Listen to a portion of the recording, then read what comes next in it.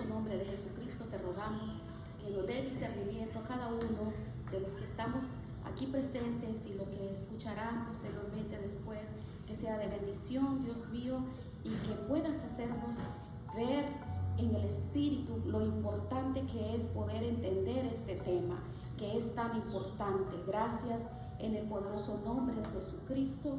Amén. Amén. Bien, vamos a preparar las Sagradas Escrituras en 2 de Timoteo 3:16 y dice así la palabra del Señor. 2 de Timoteo 3:16.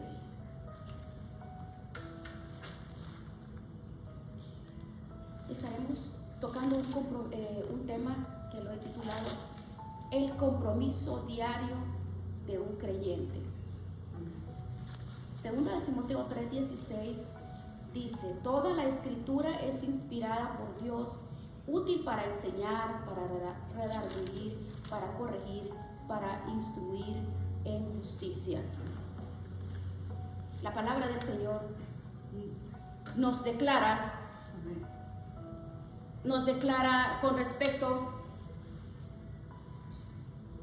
en esta escritura, nos declara 2 de Timoteo 3:16, nos declara en este versículo 16 que la escritura que es inspirada por Dios es la que nos enseña y nos prepara, nos capacita, nos corrige, nos instruye en lo que es la justicia de Dios. ¿Por qué? Porque toda la escritura es inspirada por Dios, todo lo que es la palabra del Señor, no solamente los pasajes, los favoritos que tenemos, como el Salmo 23, el Salmo 91, los que nos agradan a nosotros. Todo lo que Dios ha revelado es necesario para nuestra salvación y para la edificación de la iglesia. Es por eso que nosotros todos tenemos la responsabilidad de predicar en la iglesia todo el consejo de Dios, todo, aún las porciones y enseñanzas que no nos agradan y que muchos no quieren escuchar. No podemos nosotros acercarnos a la palabra como que va a ir al supermercado y vamos a elegir qué nos agrada o qué queremos. Porque si hacemos eso, entonces dejaremos de lado muchos pasajes, mucha palabra y verdades que el Señor quiere, aunque cause incomodidades a nuestras vidas. Y una de estas incómodas y es muy difícil de asimilar es la enseñanza bíblica del infierno, en el cual nos muestra a través de la escritura, que nos muestra en el libro del apóstol Pedro y en muchas escrituras nos muestra, porque nos está mostrando cuál es mi vida después de la muerte, porque la vida es como tiene que ser, dice la palabra, no es como queremos nosotros. Dios a través de su palabra nos muestra qué necesitamos conocer al respecto. Nosotros necesitamos tener la seguridad de la incertidumbre de muchas personas, porque hay duda, hay incertidumbre, porque hay personas que no creen cuando tú vienes y le hablas qué nos espera del otro lado de la tumba. Pero por eso es necesario llevarle, sin acepción de personas, sino lo que dice, para que la incertidumbre en las personas, la palabra, quite las vendas del corazón y del pensamiento de cada uno. Pero ahora profundamente la palabra nos muestra que hay un temor en las personas, y ese temor es tan profundo que no quieren reconocer, no pueden verlo. Pero por eso la palabra nos confronta y nos muestra bien claro. Porque de la manera en que nosotros tenemos que saber que hay una realidad que no podemos evadir. Nosotros vivimos en este mundo, en este caminar, y la mayoría de las personas pensamos que aquí vamos a vivir por toda una vida.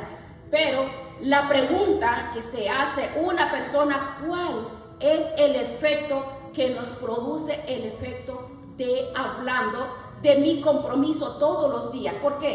Porque si la palabra es útil, si es inspirada por el Espíritu Santo, entonces esta doctrina del infierno tiene que ser básica en nuestras vidas, y quitar toda incertidumbre, porque la palabra nos enseña. Este es un tema bien interesante en el cual no podemos seguir caminando la vida como que no pasa nada. En primer lugar, lo que esta doctrina debe producir en todas las personas que profesamos ser creyentes, cuál es el efecto que debe producir en cada persona que cree en Dios. Por justicia. Para este punto vamos a ver, por justicia. ¿Cómo por justicia? Porque Dios es justo y la justicia de Dios siempre se dice, cielo y tierra pasará, pero su palabra no pasará, porque la justicia debe producir ese compromiso diario de luchar con el pecado que mora en nuestras vidas. Esta doctrina debe de producir un compromiso diario, todos los días, porque es una lucha diaria que tenemos. Nuestro Señor Jesucristo lo hace en Mateo 5:29. Veamos lo que dice nuestro Señor Jesucristo de esta doctrina. Mateo 5. Veamos. Vean lo que dice esta doctrina. Mateo 5:29 dice el Señor. Por tanto, y no olviden que el Señor le está hablando a los discípulos acá. Si tu ojo derecho te es ocasión de caer, sácalo y échalo de ti. Pues es mejor que se pierda uno de tus miembros y no todo tu cuerpo sea echado en el infierno. Y si tu mano derecha te es ocasión de caer, córtala y échala de ti. Pues mejor es que se te pierda uno de tus miembros y no todo tu cuerpo sea echado en el infierno. Aquí el Señor está usando la doctrina del infierno. ¿Para qué? Para impactar la mente y el corazón de los que profesaban ser sus discípulos. Ahora debemos nosotros recordar que el Señor no está sugiriendo que nos amputemos una mano o que nos saquemos un ojo. Él no está, nadie va a dejar de pecar por ser manco o por ser tuerto con un ojo.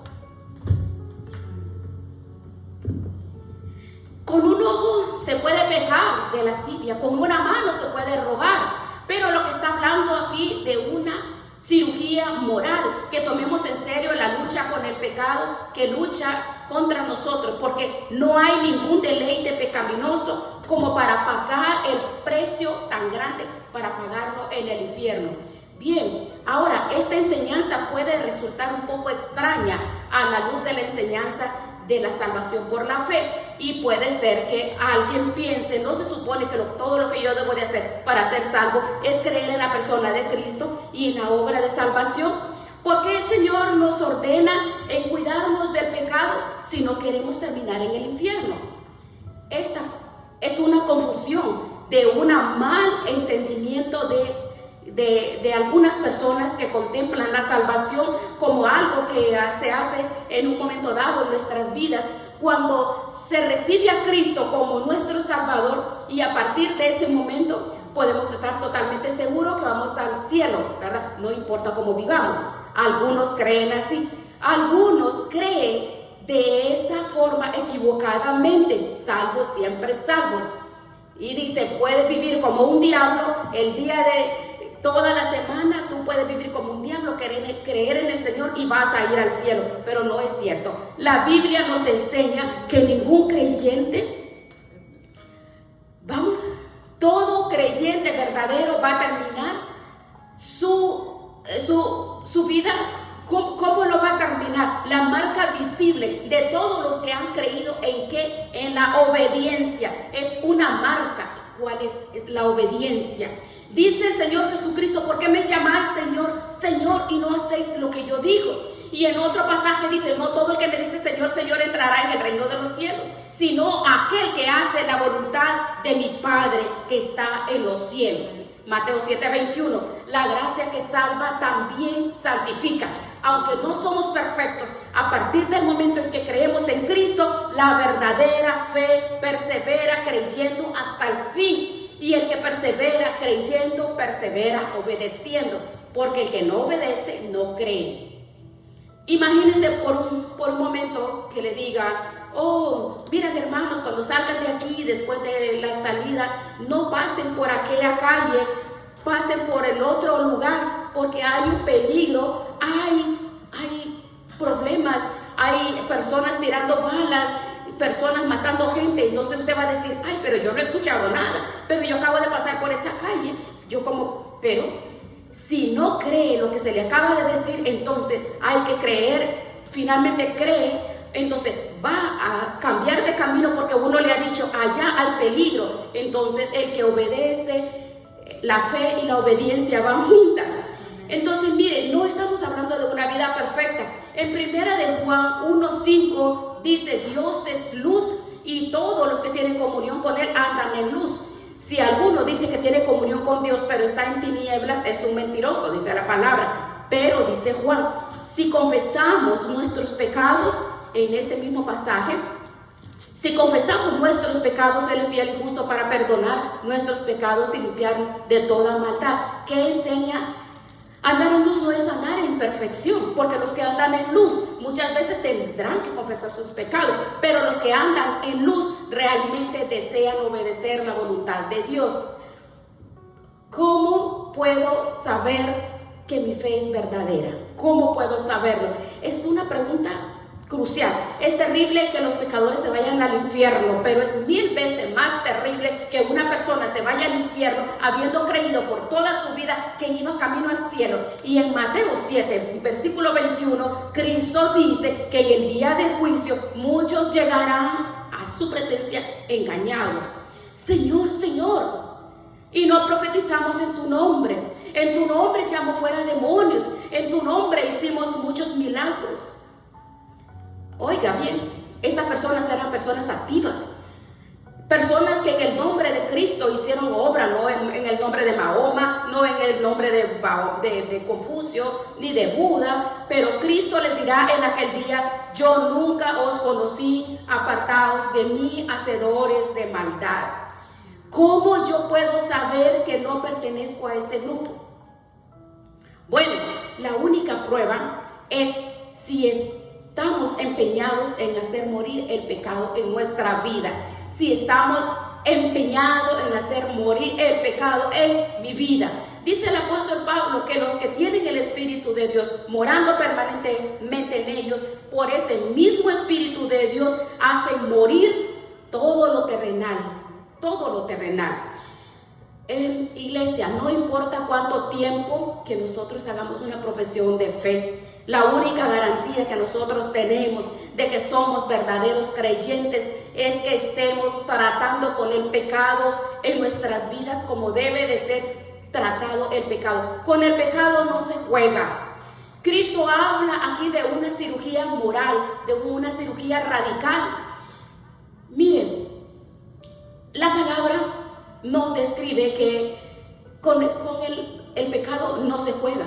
Muchos están jugando con el pecado. Muchas personas hablan de ser cristianos y el problema está que piensan ellos que porque no le están haciendo daño afuera a otras personas y están en sus casas practicando lo que no tienen que practicar, haciendo cosas indebidas, maltratando, haciendo injusticias en la familia, con hijos, con los padres, profesan ser creyentes, profesan ir a la iglesia, profesan saber, profesan decir, tengo tantos años, pero la palabra de Dios dice que no podemos jugar con el pecado. Tenemos que estar en el terreno de Dios y todos los días tenemos que luchar contra el pecado, porque el pecado en nosotros todos los días está. El terreno del enemigo está todos los días tratando de perjudicar y tratando de apartarnos del camino.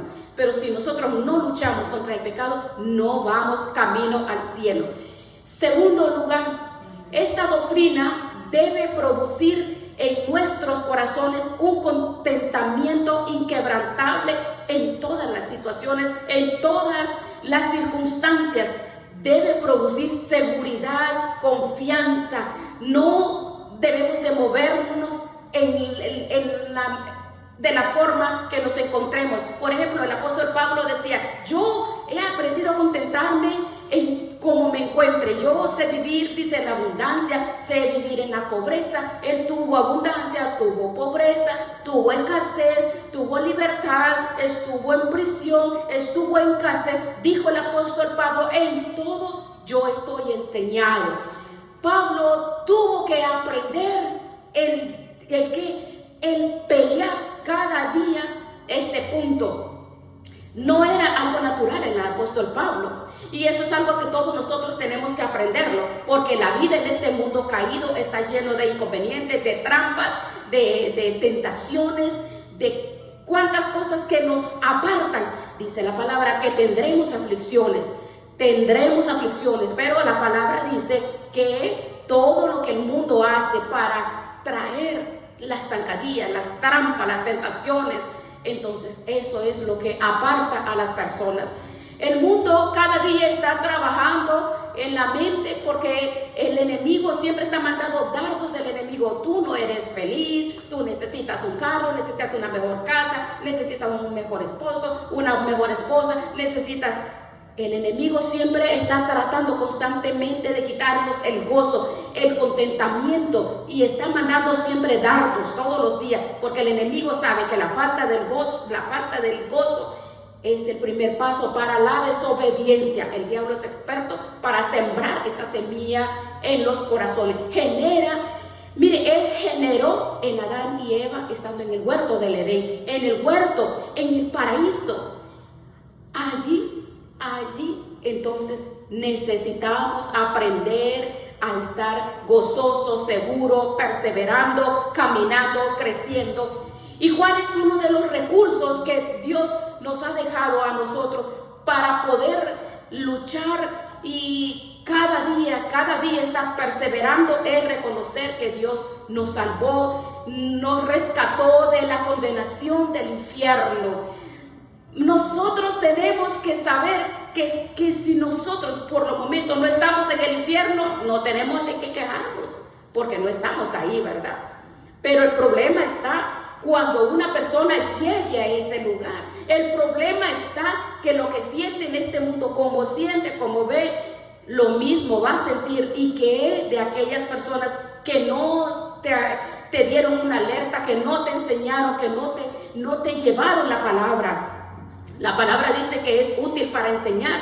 Entonces, nosotros tenemos que, no importa las dificultades que haya en esta vida, nadie nos puede callar nuestros labios para dejarle saber a la persona de la calamidad y la separación eterna de Dios en ese lugar tan terrible. Señor dijo, nada aquí se puede comparar. Nada en este mundo se puede comparar cuando estemos en la presencia de Dios.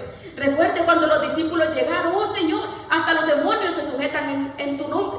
Y el Señor le dijo: oh, no se gocen de que los demonios se sujetan en mi nombre, sino de que su nombre esté escrito en el libro de la vida. Se imagina, ninguna adversidad podemos comparar con la terrible calamidad del juicio eterno de Dios en el infierno. Y más adelante el Señor les añadió, si nos muestra el amor de Dios, entonces debemos de ver la cruz, donde allí se hizo hijo por nuestros pecados. El Calvario es la prueba absoluta, irrefutable del amor de Dios para cada uno de nosotros. Amén. Esa es la cruz del Calvario. Ese sacrificio en la cruz del Calvario nos deja claro. Es muy difícil, no es difícil, pero poderle explicar a una persona este término tan terrible, porque es un lugar tenebroso que las personas piensan que eso es una falacia, es una vanidad, es una historia, es un invento, pero no. Cuando nosotros comprendemos verdaderamente que nuestro compromiso aquí en la tierra es batallar todos los días para estar seguros que en este recorrido, cuando nosotros nos toque partir, nosotros vamos a un lugar donde vamos a continuar. La vida nuestra continúa, no termina acá, pero puede terminar, continúa bien con el Señor, o si no, en el infierno, porque sí, hay dos caminos. Y esta incertidumbre, como dice la palabra, tenemos que dejarla saber, tenemos que dejárselas, porque la condenación del infierno es algo tan real, como tan real es que nos vamos a ir a gozar en la presencia del Señor. Pero nada de lo que ocurre en esta vida es comparable con lo que realmente merecíamos por nuestros pecados.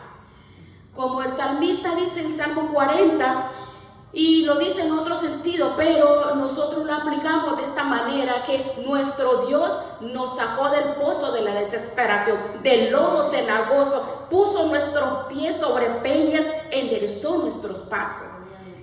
¿Quién lo hizo? Lo hizo el Señor. Salmo 103, por su amor, por su bondad, por su misericordia. Él con su amor lo hizo. Por eso Pablo dice que nuestras aflicciones presentes no son comparables con la gloria venidera que se ha de manifestar. No son comparables. No son comparables. Estamos destinados para ir al cielo únicamente por la gracia y misericordia de nuestro gran Dios y Salvador. Pero tenemos un compromiso diario.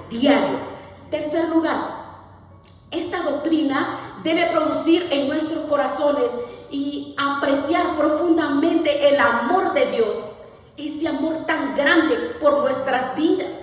Tenemos que anclar nuestra vida, nuestro corazón, nuestro amor en Él. ¿Por qué? Porque por amor, nuestro Señor Jesucristo, ¿qué fue lo que hizo? Mire, esta doctrina que nos ayuda a comprender el alcance del amor de Cristo por nosotros es esta doctrina. Porque fue lo que tuvo que padecer en las horas amargas de la crucifixión para librarnos a nosotros, a ti y a mí, de esta terrible condenación, del terrible castigo. Cuando comprendemos eso, cuando pensamos el Rey de Reyes, el Señor de Señores, el Todopoderoso, el que sostiene los astros en sus manos, por quien todas las cosas subsisten, decidió voluntariamente, decidió asumir una naturaleza como la nosotros, semejante como nosotros, pero sin pecado. ¿Para qué? Para llegar en esa cruz, por ti, por mí, cumplir una horrible condena por nosotros que éramos culpables. Es tan grande el amor de Dios. Es tan grande poder comprender el amor de Dios. Cuando comprendemos el amor de Dios, entonces sí comprendemos. Mire, el Señor en el cielo gobernaba, los ángeles cumplían todas sus órdenes, todo, pero un día Él se despojó de su gloria. El que los ángeles le obedecían, ese se hizo hombre por nosotros. Ahora, si analizamos ese gran amor que Dios tuvo por nosotros, ese gran amor, es que el amor de Dios, no hay amor como el amor de Dios por nosotros. Todos los amores en la tierra nos pueden fallar, nos pueden faltar, pero el amor de Dios es eterno, el amor de Dios es fiel. Nos puede faltar el amor del hombre que el hombre ofrece, puede ser con traición, pero el amor de Dios es infinito. No podemos nosotros comparar ese amor tan grande, ese amor, el Dios encarnado. Dice, sobre Él nuestros pecados en cuerpo y alma tomó toda la ira de Dios sobre Él, sobre su carne, sobre su ser. Él dice que sufrió el infierno para que nosotros vayamos al cielo. Dios mío, dijo, Dios mío, ¿por qué me has desamparado? Es que meditar en esta obra. ¿Alguna vez tú has pecado contra Dios y has sentido en lo más profundo de tu corazón una vergüenza casi insoportable? De ese dolor de haberle fallado. Siente de repente que el cielo se vuelve bronce, oscuro, y que hay una contienda y que el Señor está enojado. Pensarlo de esa manera. Cristo, el inocente, el que nunca experimentó esta sensación, Él en su cuerpo, en su carne, el pecado, no solamente el de nosotros, sino el millones de tribus, lengua, nación, a quien vino Él a salvar. Entonces podríamos nosotros, una idea remota de todo lo que Dios sufrió en la cruz del Calvario. ¿Y por qué lo hizo? Lo hizo por amor. Mire si no es. Lo hizo por amor. Fue por mí, fue por ti. Murió Jesús por ti y por mí. Entonces sí, es bueno pensar que murió por todos nosotros los creyentes, pero, ¿sabe? Tenemos que apropiarnos de nuestros compromisos, porque Él murió por nosotros. Fue por ti, por mí, por todos. Amén. Allí en un hombro llevaba su cruz, camino al Gólgota, y en la otra mano llevaba el libro de la vida donde estaba escrito tu nombre con nombre y apellido. ¿Cómo se goza uno saber eso? Saberlo, que Dios te dé ese discernimiento. ¿Qué condición espiritual tienes? ¿Sabes? El amor de Cristo es inmutable. El amor de Cristo es eterno. Dios no te va a amar hoy un ápice menos que cuando estaba derramando la sangre en la cruz del Calvario. Es un amor infinito. Es un amor eterno. Pero mire, esta doctrina no solamente nos enseña a apreciar el amor de Cristo, sino los méritos, su obra de salvación. Que el infierno es algo tan horrible, porque la justicia de Dios es infinita.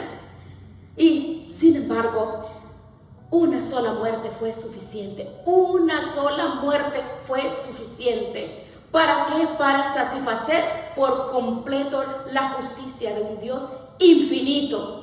Como Hebreos dice, ya Cristo no tiene necesidad de sacrificarse una y otra vez. No hay necesidad, porque con una sola ofrenda hizo perfectos y para siempre a los santificados. Oh, glorioso es, qué glorioso nuestro Salvador. Dice, una sola muerte derramó su sangre hace 2000 años en la cruz del Calvario, y de ahí brotó un manantial de sangre que todavía está limpiando nuestros pecados, esos que a veces cometemos. Por eso Gálatas 6:14 dice, lejos esté de mí gloriarme, si no sea en la cruz de nuestro Señor Jesucristo. Esa es nuestra gloria, es allí donde nos debemos de gloriar. No nos gloriamos que venimos siempre a la iglesia, no nos gloriamos, no, nosotros no vivimos como viven los impíos. No gloriamos, no, nuestra gloria es Cristo. No nos gloriamos en nada que haya en nosotros, sino solo en Cristo, en Él, en Cristo Jesús. Dice Pablo, lejos esté de mí gloriarme, sino en Jesucristo nuestro Salvador. En cuarto lugar, esta doctrina debe de producir en nosotros un celo renovado por el evangelismo bíblico. Debe producir en mi corazón, en tu vida, un celo renovado. ¿Para qué? Evangelizar todos los días. Alrededor nuestro hay un montón de personas que van camino al infierno. Y por la gracia de Dios, solo por la gracia de Cristo, nosotros tenemos en nuestras manos el instrumento que Dios ha decidido usar para salvar a los pecadores, que es el Evangelio de Cristo. Pablo le dijo a los romanos, yo quiero ir a Roma y tener algún fruto entre ustedes. Y le dijo Pablo, ¿pero por qué quieres venir a Roma a predicar este mensaje que tantos problemas te ha causado a través de todo tu ministerio? Y bueno, alguien decía que cuando él llegaba a una ciudad, él no preguntaba cómo eran los hoteles o cómo eran los albergues. Pablo preguntaba, ¿y cómo es la cárcel aquí? Porque muchas veces, casi siempre, y ahora quiere ir a Roma a predicar el evangelio. ¿Por qué, Pablo? Porque yo no me avergüenzo del evangelio, porque el evangelio es poder de Dios para salvación, es la dinamita de Dios, la pasión a todo aquel que cree, al judío primero, al griego y a todos. Bueno, nosotros por las escrituras sabemos que Dios es soberano. A través de las escrituras sabemos que Dios eligió quienes se iban a salvar. Bueno, lo sabemos y no nos avergüenza saberlo, porque lo creemos. Pero ¿sabe? Esta fortaleza puede ser una debilidad. La fortaleza puede ser una debilidad. Si Dios es soberano, pero el mismo Dios que eligió a los que se habrían de salvar, también eligió el medio por el cual deberían de ser salvos. Y ese medio no es más que la predicación del evangelio. Primera de Corintios 1, 18 al 25, Pablo dice que él no viene a predicar con palabras de sabiduría humana, sino con la que enseña el Espíritu. Él viene a predicar, dice, a Cristo y crucificado. Para los judíos locura, para los griegos locura y para los judíos tropezadero. Pablo decía, los judíos buscan sabiduría, o los griegos buscan sabiduría. Ellos quieren pura oratoria nada más. Los judíos buscan señales, ellos quieren puros milagros. Y saben, el día de hoy, darle a la gente lo que la gente quiere, porque la gente quiere ver, vengan a la gran campaña de sanidad, y vengan, y los cojos se van a parar, los ciegos van a ver, y así. No. ¿Sabe qué? Lo que Dios usa para salvar a los pecadores es la predicación del evangelio. Y el que no se salva escuchando la predicación del evangelio no se va a salvar, ni así vea a un muerto levantarse de la tumba. Si no estamos exagerando. Cristo lo enseñó en Lucas 16, en la parábola del rico y Lázaro. Ahí lo enseñó. ¿Qué dice el rico? En la parábola: oh Padre Abraham, tengo 4 hermanos.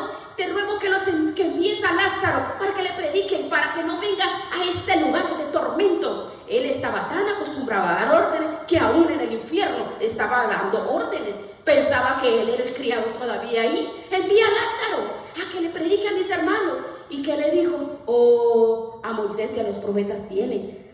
No, Padre, pero yo sé que si uno va y resucita de entre los muertos y le advierte, a mis hermanos se salvarán. Eso dijo él. Y le dijo Cristo: no. Si no cree escuchando a Moisés y a los profetas, tampoco creerán, aunque uno se levante de los muertos. ¿Ve? Dios ha elegido la locura de la predicación para salvar a los pecadores. Así de claro. Nosotros tenemos que orar por la salvación de los pecadores. En Romanos 10 dice el apóstol Pablo: hay que orar. Mi oración a Dios por Israel es para oración. Y saben, para algunas personas es extraño que se diga: oh, pero si ustedes creen que Dios ha elegido, ¿para qué oran? No. Si yo no creyera que Dios es soberano, yo no oraría. Porque si la salvación está en las manos del pecador y no en las manos de Dios, entonces ¿para qué voy a orar? Yo le oro a Dios porque yo creo que Él es soberano. Y Él puede inclinar el corazón de esa persona, por malvada que sea, pero ora. Según de Timoteo 2:10 dice algo tan extraño, Pablo: todo lo sufro por amor a los escogidos. Todo lo sufro por amor a los escogidos. Pero Pablo, si son escogidos se van a salvar como quieran, los trates o no los trates. Pero Pablo sabía que el medio que Dios ha usado para salvar a los perdidos es la locura de la predicación. Ok, entonces tenemos nosotros que si profesamos ser cristianos, vivamos el evangelio. Vivir el evangelio, todos, sean jóvenes, sean adultos, nosotros tenemos que vivir el evangelio. El apóstol Pedro dice: santifiquen a Dios en nuestros corazones y estar siempre preparados para presentar mansedumbre ante Dios y ante toda persona. ¿Por qué Pedro dice eso? Porque si viven como deben vivir, entonces ustedes van a testificar. ¿Por qué? Porque no eres como las otras personas son. Ya no eres vulgar como las otras personas. Ya no hablas lo que otras personas hablan, cosas que no edifican. Ya tú eres una persona, dice, que presenta con mansedumbre y reverencia. Y tú dices: soy cristiano. Yo no te puedes juntar con fulano, ni sultano, ni mengano, porque se le puede llevar la predicación, pero ya no eres como ellos, ya no hablas como ellos, no te contaminas como ellos. Pero si sigues como ellos pueden contaminar. Por eso hay que llevarles y predicarles. ¿Por qué? Porque para eso es que nos ha demandado la palabra, y firmemente tenemos que creer que Dios nos ha elegido. Cada uno de nosotros en la iglesia hemos sido elegidos, no solamente para saber la palabra para mí y para el que está cerca, sino donde quiera que nosotros vamos, en todo lugar donde vayamos, nosotros tenemos que predicarlo con mi conducta y con mi testimonio, porque mi testimonio habla de lo que yo sé, porque lo que yo sé yo lo pongo en práctica, y lo que pongo en práctica es la justicia de Dios. ¿Y qué es la justicia de Dios? Es hacer las cosas correctamente, no cometer injusticias, no ser, dice, misericordia, justicia y juicio. Ahora usted puede pensar: pero ¿qué puede pasar con aquellos que nunca han escuchado de la palabra? Nunca nadie les ha predicado del evangelio. Usted puede pensar que hay personas que no se les ha predicado. Posiblemente que sí. ¿Sabe? Nosotros tenemos en la mano el mensaje del evangelio, y alrededor nuestro hay cantidad de pecadores que perecen. Nosotros les debemos llevar esta palabra que los ángeles anhelan ellos predicar el evangelio. Ahora necesitamos un celo en nuestros corazones, porque del evangelismo, que es la presencia de Dios, pero hay mucho evangelismo en muchos lugares que no es bíblico, porque hay un evangelismo bíblico moderno que ahora, porque si usted ha escuchado, lamentablemente el evangelismo, muchos lugares y muchas personas presentan a Dios como un psiquiatra, como el psiquiatra poderoso. Todo está bien, te va a resolver todos los problemas, pero nunca hablan del problema personal, que es el pecado. Nunca hablan de la ira de Dios contra el pecador. Nunca habla del castigo que los pecadores merecen por causa de su pecado. Ese es el evangelio. El verdadero evangelismo comienza con la ira de Dios. Romanos 1, vea, decía Pablo, yo quiero ir a predicar a Roma, porque allí se revela la justicia de Dios por fe y para fe, como está escrito, el justo por la fe vivirá. Pablo, ¿pero por qué quieres ir a predicar este mensaje? ¿Por qué? Porque la ira de Dios se revela desde el cielo contra toda impiedad e injusticia de los hombres que detienen con injusticia la verdad. Hermanos, el evangelio de la Biblia no comienza diciendo Dios te ama y tiene un plan maravilloso para ti. No, el evangelio de la Biblia comienza diciendo Dios odia el pecado y está airado contigo por la iniquidad, por la perversidad, por la suciedad de tu corazón. Ese es el evangelio. Esa es la predicación que tú y yo tenemos que hacer, porque no es psicología. En quinto lugar, vean, esta doctrina debe producir en nuestros corazones una aceptación humilde de los propósitos, del propósito soberano de Dios. En mi corazón, en tu corazón, debes de aceptar ese propósito, que Él es soberano. ¿Cómo? ¿De qué forma lo vamos a hacer? Bien, ahora no es... Vean, en primer lugar nos dice que debemos de aplicar esta doctrina en lo concerniente a mi responsabilidad al evangelismo. Acabo de decir que debe producir un celo renovado por el evangelio bíblico, pero ahora menciono que debemos de tomarla y aplicarla a mi responsabilidad al evangelismo, evangelizar, porque hay personas que meten una presión psicológica sobre la conciencia de las personas, que les enseñan que no deben de hacer, como pasarte las 24 horas del día, todas las semanas y todos los días predicando el evangelio, todos los días, 24, 7, 365. Mire, ¿qué pide el Señor?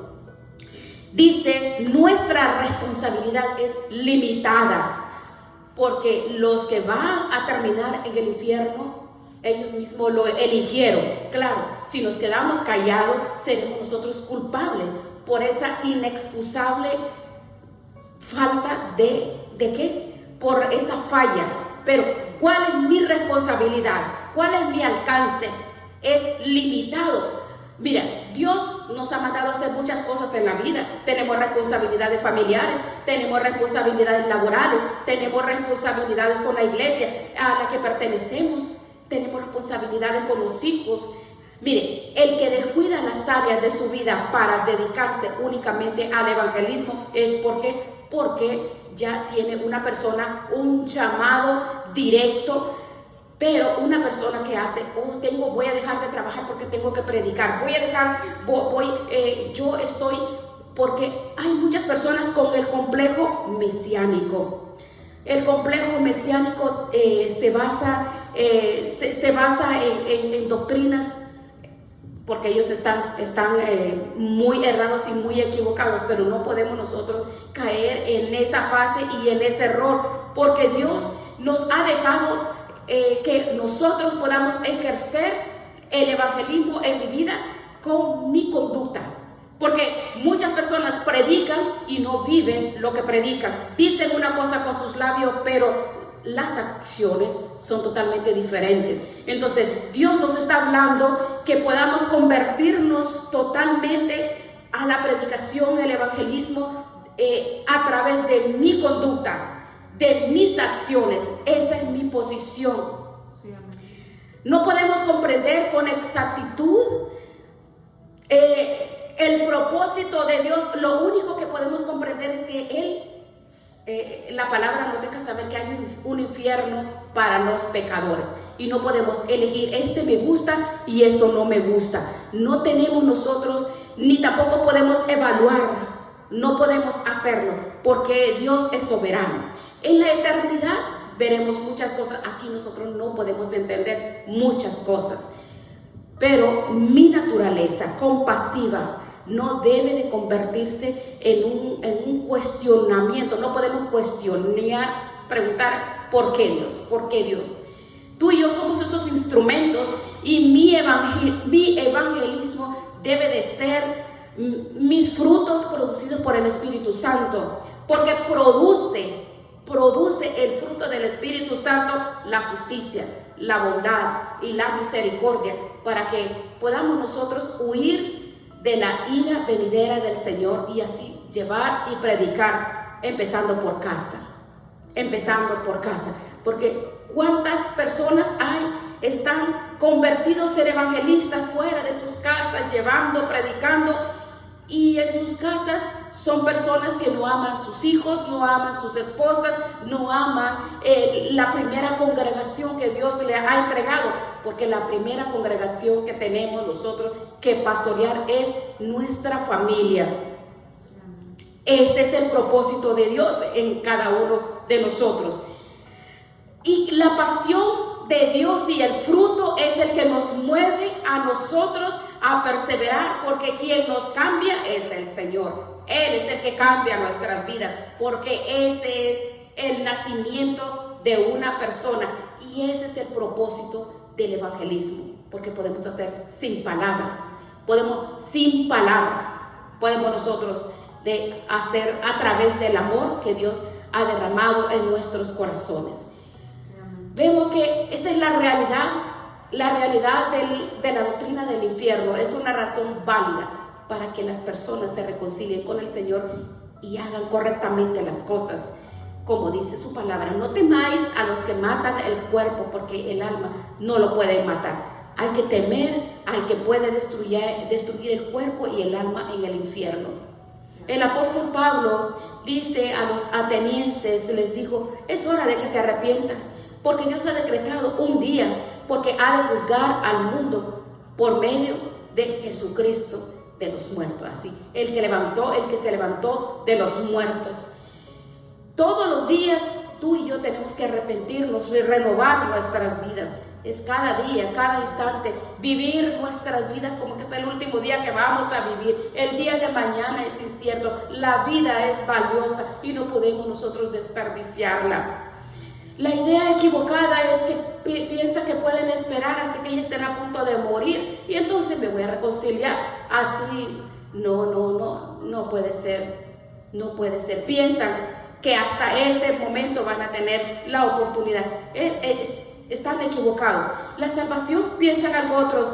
La salvación está en mi mano, si yo la voy a tomar cuando quiera. No, la salvación está en las manos de Dios. Y lo único que nosotros sabemos es que hoy y en este instante es el momento que el Señor nos está concediendo. Cuando tú expones la predicación y la palabra, es el momento de la salvación a esa persona, porque te usa como instrumento para llevarle a esa persona. Esa es la oportunidad y ese es el tiempo y ese es el momento de la salvación. Por eso el Señor nos ha levantado como instrumentos de predicación. Si usted lo ve, ¿de qué forma lo vemos? Mire, tan sencillo y tan práctico. Lo vemos en la cruz del Calvario. Puede ser que a alguna posibilidad, alguna persona se puede salvar unos minutos antes. El ladrón en la cruz dice se salvó unos minutos antes. Pero esto no es siempre así. Nosotros no podemos saber con certeza quién se pierde, quién se salva. No lo sabemos. Si nosotros no hubiéramos tenido el relato de Lucas sobre la crucifixión, nunca nos hubiéramos enterado de que ese ladrón que estaba crucificado al lado de Cristo, que al principio de la crucifixión todavía se burlaba de él, terminó convirtiéndose y arrepintiéndose. Si leemos a Marcos y a Lucas, dice los dos, diríamos, oh, los dos ladrones se fueron al infierno. Pero por el Evangelio de Lucas sabemos que uno clamó en el último minuto y Cristo le dijo, hoy estarás conmigo en el paraíso. Por eso, hermanos, es tan importante que nosotros prediquemos el Evangelio a nuestros familiares, a nuestros amigos, porque no sabemos lo que puede ocurrir en ese instante cuando una persona está a punto de pasar a la eternidad. No podemos saberlo. Nosotros la vida no la tenemos segura totalmente acá, en cualquier momento, en cuántas personas hay alrededor nuestro. Entonces nosotros conocemos a personas que se burlan del Evangelio y se burlan aún de ti también, se burlan, pero no desfallecemos, no nos cansemos de hacer el bien. Tenemos que crecer en el camino del Señor y no apartarnos en ningún momento. Porque mire, lo que usted le predique y le enseñe a una persona, hay personas que han llegado a punto de perecer, recuerdan las palabras de una persona que ha llevado y que le ha llevado el Evangelio y lo recuerdan. En el momento de la prueba, de la dificultad, en el momento de la angustia, ya hemos escuchado personas que no han querido escuchar en el momento, pero cuando se encuentran a punto de morir, se acuerdan que alguien les presentó el Evangelio y se acuerdan de esa predicación o de esa exhortación que le hizo una persona. Entonces, usted y yo no podemos callarnos. Tenemos que predicar este Evangelio y exponerle a las personas, a los amigos, a la familia, a los hijos, a quien quiera que sea. Están en pecado, tú háblale la palabra, porque la palabra se va a encargar el Espíritu de Dios de hacer lo que tiene que hacer en esa persona, porque tú no sabes si saliendo de ese lugar donde esté, vaya su vida a estar a punto de fallecer y en ese momento esa persona llegue Jesucristo a su corazón, recordando lo que tú le enseñes, lo que tú le presentes, y va a comprender que necesita a Cristo en este momento, porque el Espíritu Santo se lo recuerda. Así es que nosotros cada día hay que fortalecernos, cada día.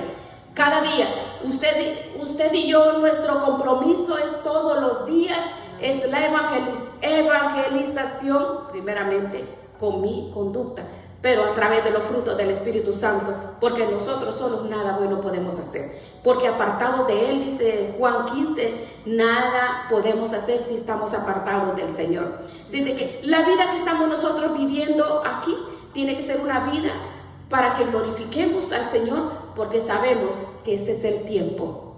Es el tiempo. El día de mañana no es nuestro. Hoy es el día del Señor.